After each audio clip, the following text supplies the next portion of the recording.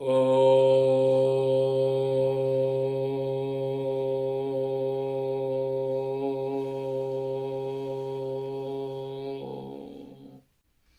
कामख्यां वरदे देवी नीलपर्वतवासिनी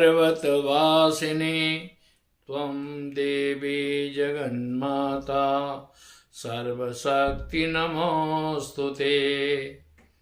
कामख्यां कामदां श्यामां कामरूपां मनोरमां ईश्वरीं त्वामहं वन्दे दुर्गा दुर्गतिनाशिनीं।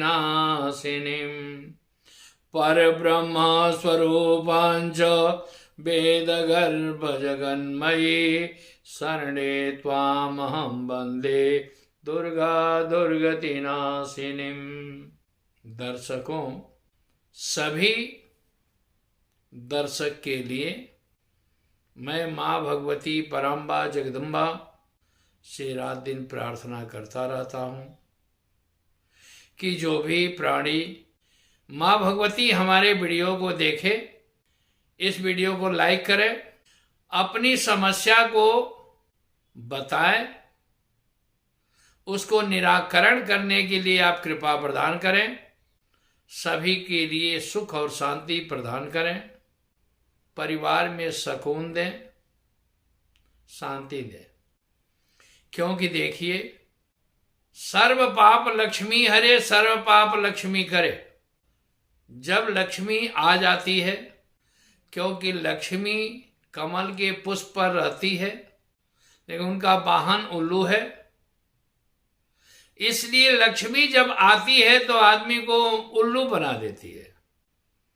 अपने आप में वो ज्यादा बुद्धिजीवी हो जाता है, ज्यादा समझदार हो जाता है, किसी बड़े का, बुजुर्ग का, गुरु का, माता पिता का आदर करना बंद कर देता है। तो जब ये होने लगे तो आप समझ लीजिए कि परिवार से लक्ष्मी जाने की तैयारी कर रही है। क्योंकि माँ भगवती की बहुत बड़ी कृपा है। देखिए, भगवान विष्णु नारायण के हाथ में कमल है और उस कमल पुष्प पर माँ लक्ष्मी है। तो अगर माँ लक्ष्मी को बुलाना है तो नारायण की भी स्तुति जरूरी है और माँ लक्ष्मी की भी जरूरी है। बहुत से लोगों का आज फोन आया मेरे पास, कल परसों से आ रहा है कि महाराज जी कुछ पितृदोष के बारे में भी बताइए। तो पितृदोष के बारे में मैं आपको बता दूं, मैं बहुत पहले कह चुका हूं लेकिन आज भी रिपीट कर रहा हूं। पितृदोष जो होता है वो 4 पुस्त का और 4 परिवार से होता है। आपके परिवार का पिता, पितामह, प्रपितामह, वृद्ध प्रपितामह, आपके ससुराल में ससुर जी, उनके पिता, उनके पिता और उनके पिता, और मामा पक्ष से मामा, नाना, प्रनाना, वृद्ध प्रनाना, इन चारों परिवार में, चारों पुस्त में जहां भी कोई पितृदोष होता है वो आपके परिवार के लिए कहीं ना कहीं असुविधाजनक जीवन व्यतीत करने में मजबूर करता है। इसके लिए ये होगा कि आपका संतान परिवार में नहीं हो, संतान अगर होता है तो कम उम्र में एक्सपायर कर जाए, अगर वैसे भी नहीं तो संतान सही सेटल नहीं हो। क्योंकि जिस परिवार में सिर्फ लड़की लड़की रहती है तो यह 100% है कि 110% कि लड़की के पहले कोई गर्भ नुकसान होगा और बाद में भी नुकसान होगा, तो वह काक बंध्या जोग बना देता है। काक बंध्या जोग होने में सिर्फ लड़की रहेगी। आपके पितृदोष का परिणाम लड़की को भी भुगतना पड़ सकता है। तो उसके जैसे अब पितृदोष में आया कहां से? गर्भपात हो जाना, भ्रूण हत्या होना, बालक पैदा होकर के अचानक मौत से मर जाना, एक्सीडेंट से मरना, पानी में डूब करके मरना, इन आत्माओं को शांति नहीं मिलती है, क्योंकि इनकी गति नहीं मिलेगी।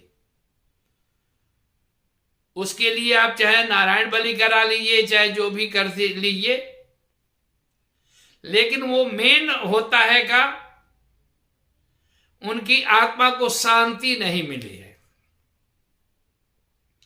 उस शांति के लिए आप ये काम करिए, हमारे परिवार में पितृदोष है कि नहीं है जानकारी ये करिए। आप अपने पूरे खानदान को देखिए कि आपके परिवार में संतान का अभाव है या संतान सही सेटल नहीं हो पा रहा है, सुखी नहीं है। अगर ऐसी स्थिति है तो अमावस्या के दिन, अभी कृष्ण पक्ष चल रहा है, अभी अमावस्या आएगा, माघ का अमावस्या,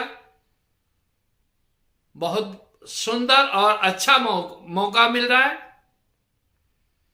उस दिन आप एक पुरुष का 3 कपड़ा होना चाहिए, 5 या 7, नहीं तो 3 कम से कम जरूर रखिए।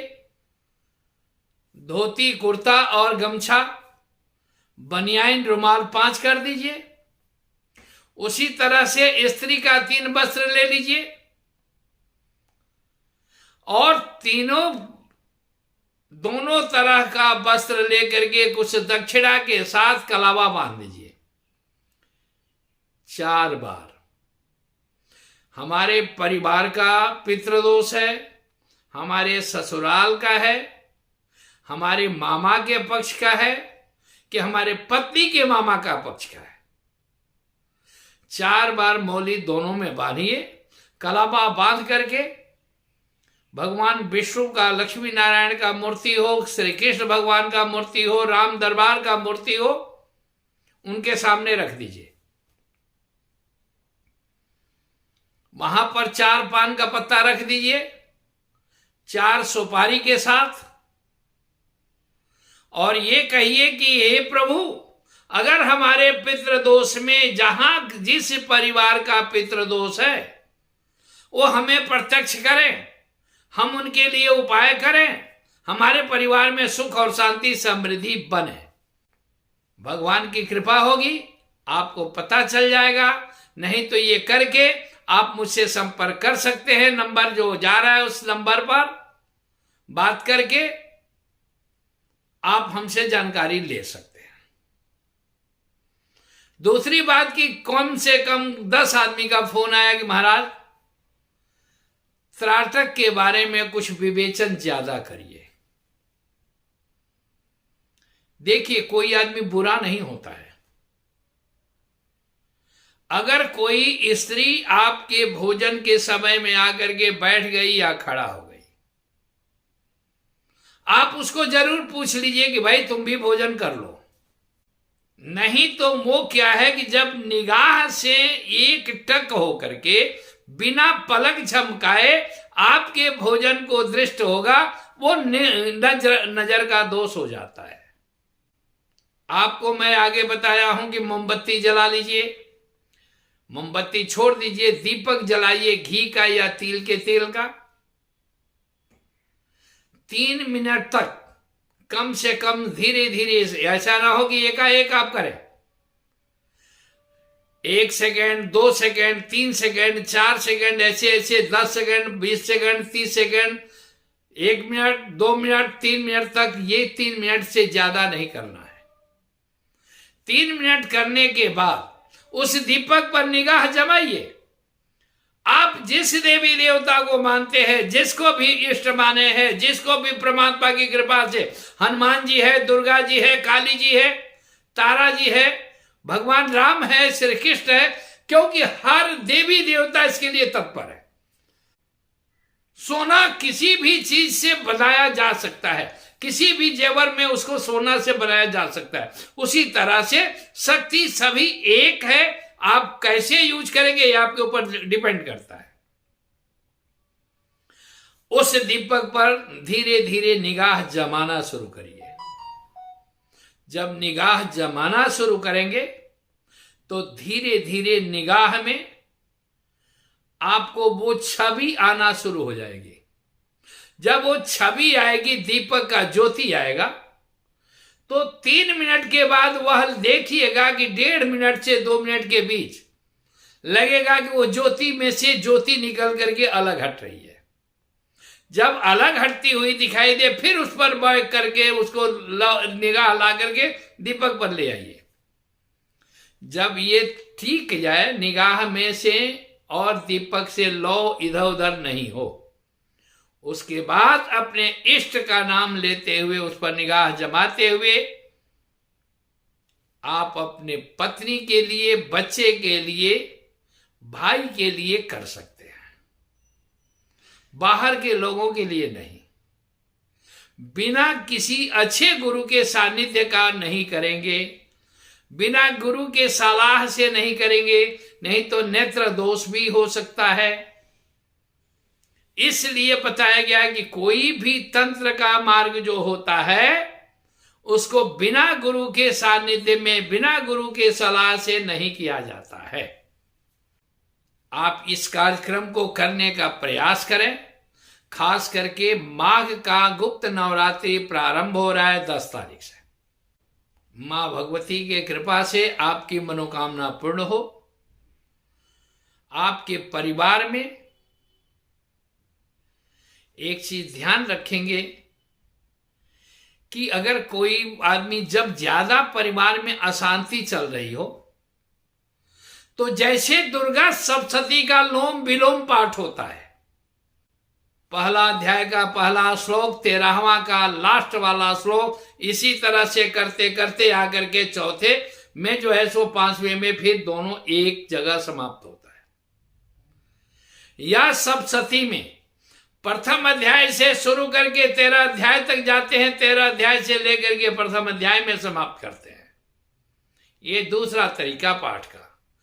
तीसरा तरीका, सरस्वती से 5वां अध्याय से सप्तशती का पाठ शुरू करें, 13 पर जाएं, फिर जो है सो पहला अध्याय करें, इसके बाद से 2 से 4 पर समाप्त करें। ये लक्ष्मी की प्राप्ति का बहुत बढ़िया अचूक प्रयोग है। बाकी आपको फिर अगले एपिसोड में मैं इस पर विवेचन दूंगा। मां भगवती सदा आप लोगों का कल्याण करे। जय मां कामाख्या, जय मां शक्ति, जय मां भगवती। सबका कल्याण करें, सबको रक्षा करें, सबको खुश रखें। धन्यवाद।